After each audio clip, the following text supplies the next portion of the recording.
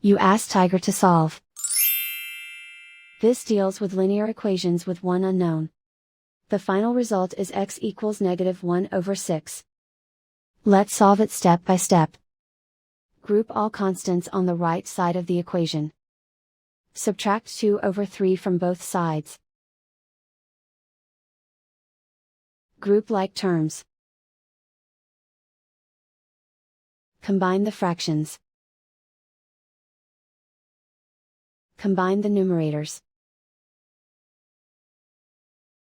Reduce the zero numerator. Simplify the arithmetic. Find the lowest common denominator. Multiply the denominators.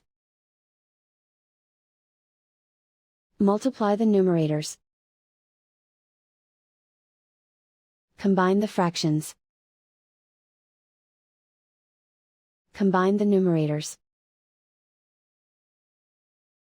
Convert the x into a positive number.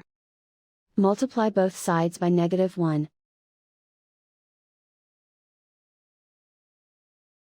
Remove the ones.